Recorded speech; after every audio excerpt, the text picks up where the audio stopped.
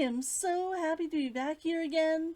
Though, instead of gaming today, I'm hoping we can take a break to talk more about my main gig, which is being a writer. I have always loved stories, though as a child I would have said I loved reading more. And that's because I somehow thought that authors were a better class of human than I was somehow. They did incredible things. They lived in castles, sipping coffee, and writing perfect manuscripts, as if it were the easiest thing in the world. Around 2007 to 2008, mostly due to the concentrated efforts of my husband, I finally started to realize that writers were just people who loved to write, and had worked hard to polish their craft. Since then, I have spent nearly all of my spare time polishing my own craft, and working hard to write something that I could share with others.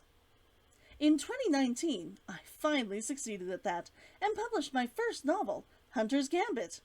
I published its sequel, Lord's Curse, last year, and I hope to publish the third in the series before December. I have always been the type to try and support other writers, so I worked hard, even when I was new to all of it, to support my fellow writers. As time passed, I learned more of the community, and learned more of the craft of writing. Even taking classes to learn more about the art of storytelling. Since 2016, I've had a blog up where I try to educate new writers who want to improve their craft by showing all of what I go through. Although, since I'm now here on YouTube, I mostly update with a video here rather than posting the blog posts.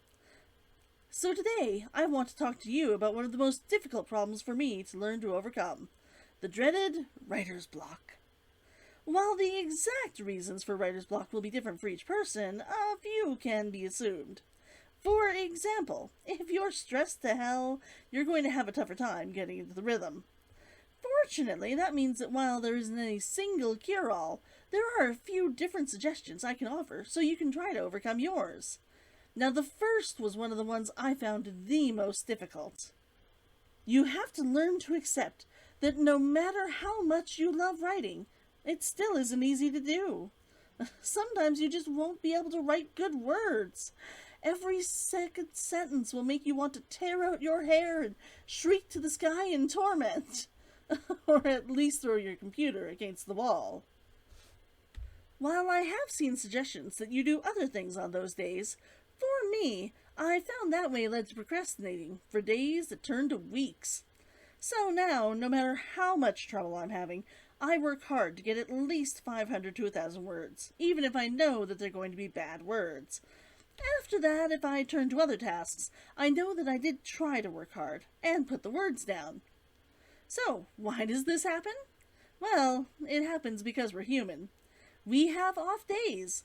For every day that you put in 100% into your writing, there will be a day when you just can't get words down, because you're only working at 1% or 5% of what you could normally do.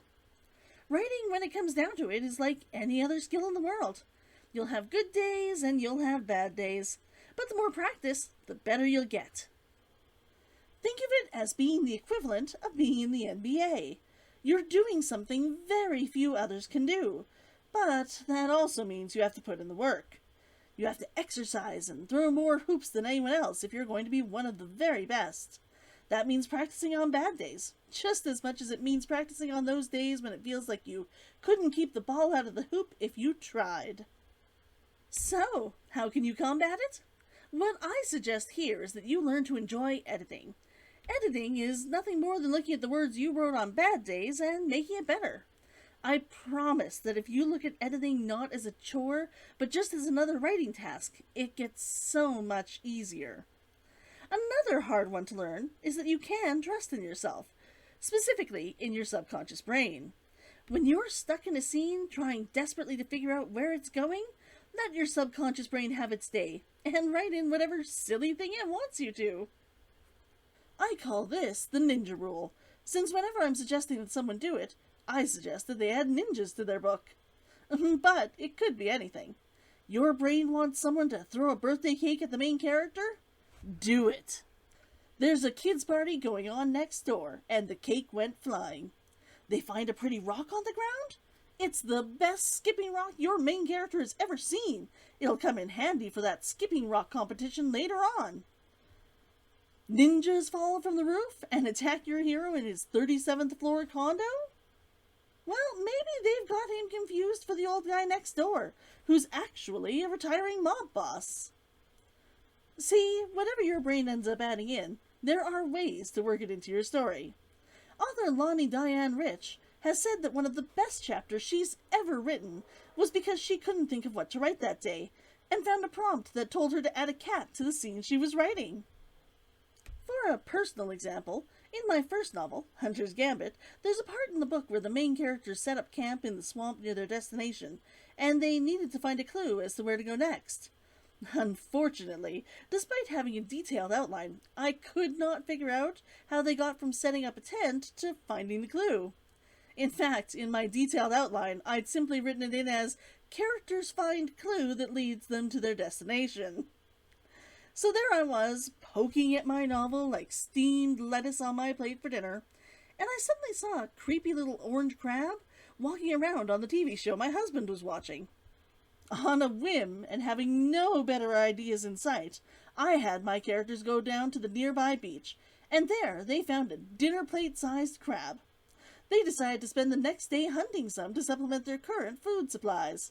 During the next chapter, a mishap, while catching the critters, led my characters to discover the clue that they needed. So, how did I go from, I guess my characters are hunting crabs now, to, it's all connected? Well, the answer lies in your subconscious mind. You see, humans are very good at learning from stories, and our subconscious in particular loves to pull on the threads and figure out where they're going. And while you may only have started actively learning about stories since you decided to start writing, your subconscious brain has been learning how stories work since you could first start understanding spoken language. When you played make-believe as a child, your brain was starting to try to construct stories. The first time you figure out the floor is lava, it's your brain working overtime. It has figured out that you need an antagonist, something to challenge you to make that story great. You were probably no older than 3 to 5 years old when your brain learned that lesson. As an adult, you may not play the same games deliberately, but you are probably still playing them.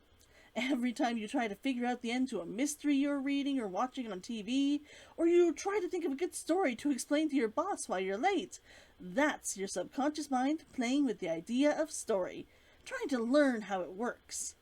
It's why every human can intuitively tell stories, regardless of the skill level, much like everyone can throw a ball. You may not be able to do it well, but it can be done. And if all else fails, and there's simply no way for you to add the perfect skipping stone competition to your book, or a ninja attack meant for your neighbor, you can still edit it.